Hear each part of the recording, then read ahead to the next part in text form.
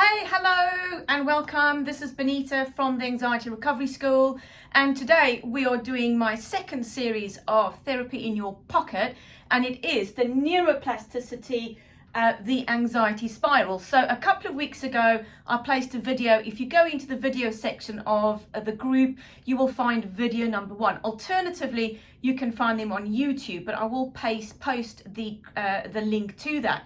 So in the first episode, it was all about neuroplasticity and how your brain is able to change and how you can regrow your brain. So the most anxious of brains is definitely able to make change happen. And we spoke about why that happens. So if you've missed the first video, it's only about 8 minutes long. But today, it's all about the anxiety spiral and what causes our anxiety to spiral out of control.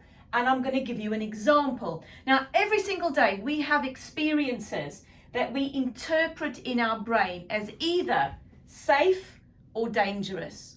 And what happens is those feelings will make us feel really uncomfortable. They might make us feel scared or fearful or even over emotional. Now, when this happens, the brain simply gets confused. And in most cases, it gets really mixed up by whether you are feeling safe or whether you're feeling dangerous. And this is where anxiety starts to spiral out of control. Now, let's talk about dogs. For some people, you might be a dog lover. I'm a dog lover. I have no fear of dogs. For other people, it's a really uncomfortable experience. They will see dogs as dangerous. And what happens is they will think that the dog is going to bite them.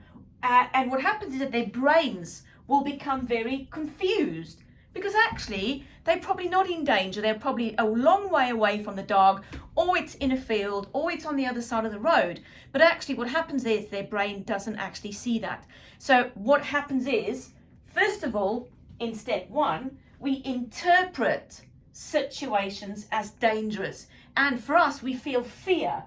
We get the fear response. And this is where the brain misinterprets. It becomes panicked. And it becomes uncomfortable. Now, what happens is your brain will take this as a sign that your thoughts or the thoughts that you're having at that moment is definitely true. And that actually you are going to get bitten and you are going to die. And that dog's going to chase you. And to do that, you need to survive. So you need to run away. You need to get out of that situation really, really quickly, because in your head, oh my gosh, I'm going to die. So for survival to take place, we become overwhelmed and we run away from the situation. But your brain, on the other hand, thinks, we survived that uncomfortable situation. And next time we get into that situation, I'm going to make my human be very uncomfortable. And I'm going to motivate my human to avoid that situation by all costs. And what I'm going to do is I'm going to increase the anxiety every time they see a dog. So what happens is we start to avoid that situation. So avoidance equals survival. So what happens is our brain lays a new neural pathway for us that says to avoid or to survive, we need to take action. And that action is avoid dogs at all costs. It's exactly the same situation when you have anxiety with other issues. So for example, you could have anxieties with regards to going out or seeing a certain person, about your boss. It could be a family situation. But the more it is misinterpreted and we think about it and we avoid it, it becomes worse and worse. Now, step 2, avoidance grows our anxiety. And this is where the problem comes in, is it becomes a feeder.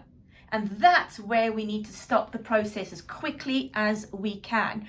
So the feeder will encourage us to run away. It'll also encourage us to avoid emotion. So we become emotionally emotionally inept. We become disconnected. And this is really pertinent for social anxiety. So emotional distance is what we often find. And what happens generally is that your whole world becomes really, really small, and it becomes a very narrow place to live, because then you start to avoid parks, you start to avoid friends' homes. So think back to that dog situation. You'll avoid everywhere where there might be a dog, and that's a really, really not a really good place to be. Now, what happens is by avoiding the situation, we make our anxiety far worse, and we create that anxiety, and it increases your anxiety. So this becomes a massive problem for us. Now, the more you avoid situations, events, feelings, or thoughts, so for example, when someone comes to work with me because they feel they can't cope, or they are trying to avoid a person, for example, they might avoid one person, a boss, a family member, or a group of people, the more the anxiety grows. And this is why anxiety spirals, and this is why it's called the anxiety spiral. It starts off here. So this example I'm giving you is actually really pertinent to lots of other stuff. Now, step 3, anxiety is not bad. It's actually a normal response. But what happens is it does serve a purpose, but it's when it gets misinterpreted by your brain and you feel that you're in a dangerous situation, but you actually aren't. And then it stops your life, it stops you living, it stops you doing what you need to do. And this is when you need to start to take action. So in my next series, which hopefully will be next week or the week after, I'm going to be looking at how to lay down a new neural pathway that will allow your brain to deal better with your anxiety. So that's going to be series 3. Series 4 is going to be top 10 tips on how to manage your daily anxiety. So I hope that you found this informative. I hope that you are enjoying my Therapy in a Pocket series. Please do make sure that you like all of the notifications in the group so that you don't miss out on anything. So thank you very much. And from me, adios. Have a really good day, and I'll speak to you all soon. Bye.